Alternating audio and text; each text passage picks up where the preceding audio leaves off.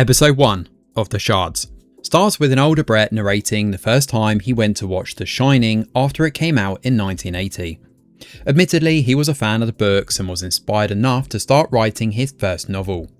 Well, the movie wound up disappointing him, but while at the theatre he spots a handsome stranger. This encounter arouses something primal inside him, triggering an immediate obsession. Unfortunately, he can't find the stranger after the movie. At the same time, a young woman comes back from the movie and discovers her dog is missing. She also notices that a few things have been moved around in her medicine cabinet. She then receives a call, but the other person just breathes down the line. Later that night, this very same woman receives another call. She leaves the house to put up posters for her missing dog and is kidnapped by a man dressed in black. Now, according to Brett, there's a serial killer on the loose here, and he considers the early 80s as the prime serial killer era. At the time, he had no idea how close he and his friends were to the looming danger mounting in LA. Meanwhile, Brett introduces us to the wealthy, glossy lifestyle of his friend group. To kick things off, we meet Susan Reynolds, the main it girl of the elite Buckley Prep School. She's dating the popular Tom Wright, and Brett admits that he also has feelings for her. However, he's currently dating Debbie Schaefer, another popular girl at the school. Her parents are in a lavender marriage, and Brett doesn't take her seriously. The truth is, he was actually having multiple affairs with different boys, namely Matt and Ryan. He's heartbroken when Ryan asks for some distance at the last party before school reopens. At this very same party, Susan, who leads a student council, announces that they will have a new student next semester. They all find it rather odd, but couldn't care much about this alleged Robert Mallory. Also at the party, Brett chats a bit with Debbie's dad, Terry, who doesn't even try to hide his interest in him. His literary agent, Stephen Reinhard, interrupts and takes pictures of Brett. In the meantime, a drunk Liz, Debbie's mum, accuses Brett of seducing her husband. Thankfully, Stephen intervenes. On the other hand, Debbie sniffs some drugs as she waits for Brett to drop by her room. She receives a call but hangs up when the other party says nothing. She assumes it's just another pervert. Now Brett heads upstairs and has a quickie with Debbie before leaving for Matt's place. He seems more interested in Matt though, who likes weed and keeping a low profile. Matt mentions that someone took his pet fish and cat, but they don't think much about it, assuming it was his mum or the housemaid. After sex, Brett tells Matt that they need to stop hooking up. The latter is hurt but pretends otherwise. Meanwhile, the police discover a mutilated body of one of the missing girls at a tennis court. On the first day of senior year, the students at Buckley discover a mutilated dog and a desecrated mascot statue. Over lunch hour, the new student, Robert Mallory, makes his way to the gang and introduces himself. He turns out to be the same guy Brett saw at the theatre months earlier. However, Robert denies ever being at the theatre or seeing the movie. This immediately raises red flags in Brett's mind. Now Robert lies about being kicked out of his former school too, and apparently his parents divorced, his mum died and his aunt decided to take him in. Now after school, Brett follows Robert and an intense car chase ensues. Robert beats him at his own game and they finally meet at the mall. Robert warns him that he doesn't like being followed and insists he's mistaken. He brings up Susan's relationship with Thom. All these questions simply work to annoy Brett, and he gets angrier when Robert psychologically reads him, saying, "When you talk to me, you're really talking to yourself, dude." Now furious, Brett heads home and watches the news update on the trawler serial killer. He then receives a call and someone on the other end is sobbing. They suddenly start screaming, "Help me, please help me." Episode 2 of The Shards starts with a gang at Susan's house. Brett thinks they should be careful because there's a killer on the loose. And according to Debbie, there's another missing gal out there, but they're all unbothered by the ongoing killing spree. As the conversation turns to the party Susan wants to throw for Robert. The principal asked her to make him feel welcome since he has a hard time at a developmental centre. Not to mention the recent divorce of his parents and the death of his mum shortly afterwards. Now Brett is against the idea of welcoming Robert into the fold and says as much. They end up going to the hot tub and getting drunk, and by the end of the night Brett surrenders and has drunk wild sex with Debbie after watching Thom and Susan dancing suggestively. The following morning, Debbie informs him that Matt called, asking him to stop the weird calls. Now in the meantime, Brett narrates how LA was being tormented by the riders of the Afterlife cult, who broke into people's houses before escalating to murder. There was also the trawler, who killed young people. The incessant media reports on the attacks and killings start getting to Brett. He begins to think he's being watched or there's someone in his house. While Brett worries about the killings, Debbie worries about turning into her mum, Liz. Although her mum tries to warn her that men can be trouble, she ignores the advice, believing her to be simply jealous. At the party, Brett chooses to watch the new music video instead of accompanying Debbie to greet the host. While there, he runs into Robert, who annoys him by bringing up Matt. However, it's Robert's confession that he wants to sleep with Susan that gets Brett really riled up. He unceremoniously leaves the party and heads to Matt's house, where he finds him high and angry. Matt accuses him of leaving a cult sign on one of his posters, taking his pets and making weird calls. Brett tries to calm him down, saying he's high and confused. He also tries to pin Robert as the bad guy. However, Matt claims that Robert acted like he knew about them and asks some strange questions regarding Brett. He refuses to explain further and angrily kicks Brett out when he tries to kiss him. This hurts Brett's feelings since he deeply cares for Matt, even though he's never told him. Days later, Brett meets with Terry Schaefer at a restaurant to discuss his book. His literary agent, Stephen Reinhardt, whom we saw last episode, warns him to be careful of Terry, hinting that things might get messy if Terry doesn't get his way. Now at the lunch meeting, Brett tries to play dumb. Terry name drops people in the industry and introduces him to the producer of Grease. Terry expresses interest in Brett's upcoming debut novel and promises to option it. He then asks Brett about his relationship with Debbie and other men. The young boy is shocked by Terry's direct question and answers honestly. Still, he reminds Terry of what's at stake, Liz and Debbie. At the end of the meal, Terry asks him to keep their meeting between them. Now in the days that follow, Robert continues to slowly wedge his way into the group while getting under Brett's skin. Susan interrupts their lunch to tell them about Matt's disappearance, and Brett acts like Matt was simply his weed plug to hide their real relationship. Apparently it took Matt's parents 5 days to realise he was actually missing. The principal asked Susan to make a plea at the assembly, begging students to come forward with any information. With tensions running high, Ryan starts talking to Brett again. They talk about the disappearance and the killings, where Brett admits that he missed Ryan. Susan interrupts and reports that the Rangers found Matt's bloody backpack at the beach. Now after school, Brett drives home and finds the mailbox open. Inside he finds a tape, which turns out to be horrific audio of Matt being tortured by the trawler, who's wearing a black ski mask and turtleneck. On the tape, the killer injects a crying Matt with a massive dose of LSD and taunts him before forcing the guy to eat his pet fish and sing a song.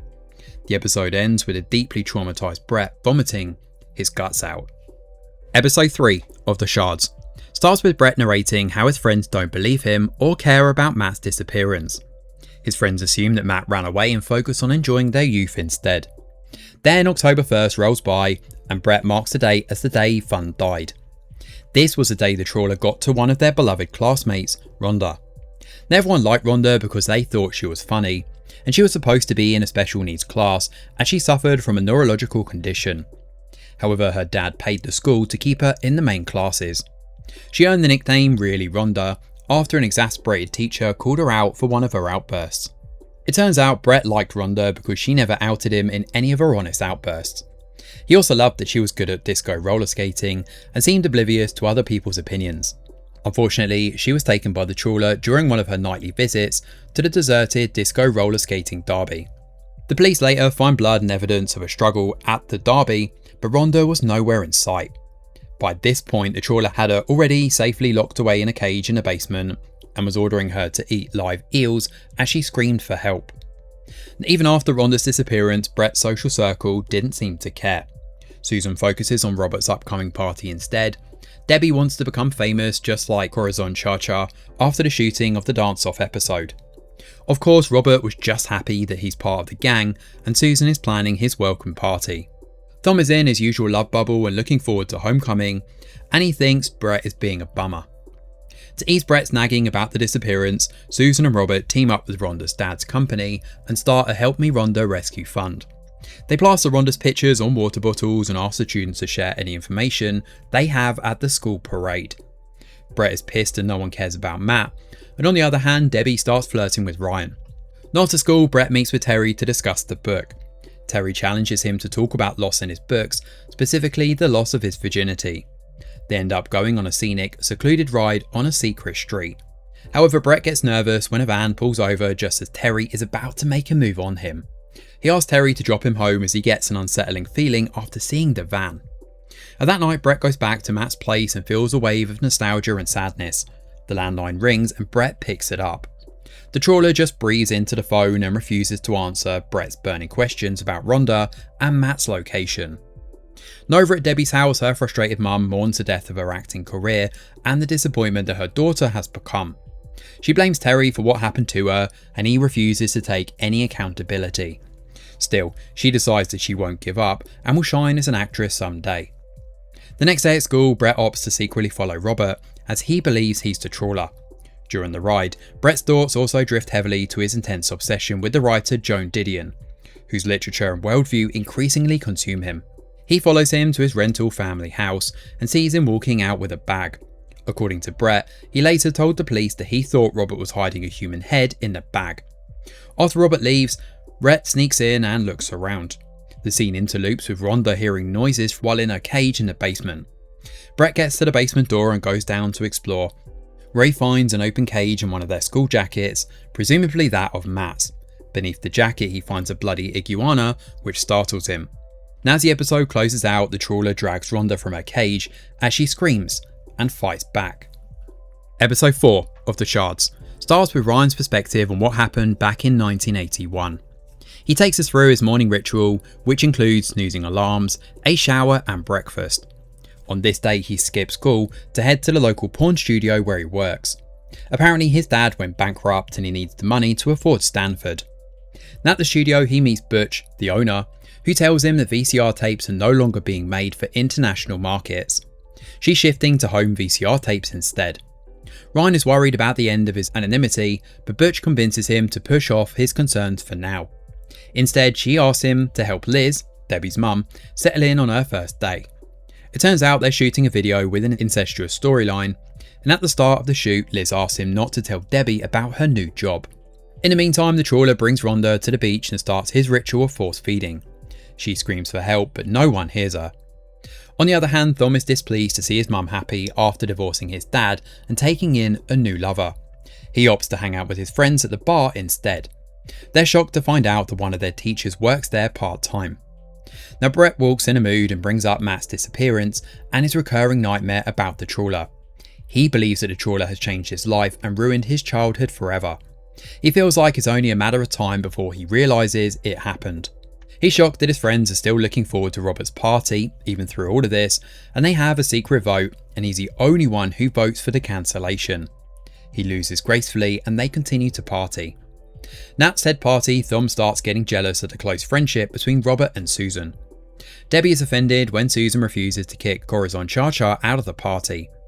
Her mood worsens when she gifts Brett a book and he's not as appreciative as she expected him to be. Then in the kitchen, Brett meets Robert's old friends, who reveal a shocking truth about his nemesis's past. Susan watches him as he quietly confronts Robert and whispers something in his ear. She notices how Robert's mood changes and he immediately starts drinking. Now Robert takes to the dancing stage and owns it, and Susan grows worried as she watches him get more drunk. She asks Brett what he said to the guy, but Brett insists that Robert is unhinged and dangerous. Upstairs, Debbie starts hooking up with Ryan until a man with a knife interrupts him. He locks himself inside the room with them and starts slowly, almost agonisingly, brandishing the knife. Downstairs, things escalate when a drunk Robert kisses Thom as the latter tries to stop him. He proceeds to break a few bottles before jumping into the swimming pool and passing out. Thom refuses to help him, so Susan is the one who jumps in. Seeing this, Thom finally decides to help. Later, Susan gives Robert mouth-to-mouth CPR, pushing Thom's jealousy even further. After regaining consciousness, Robert whispers to Susan that he is only okay when she's around.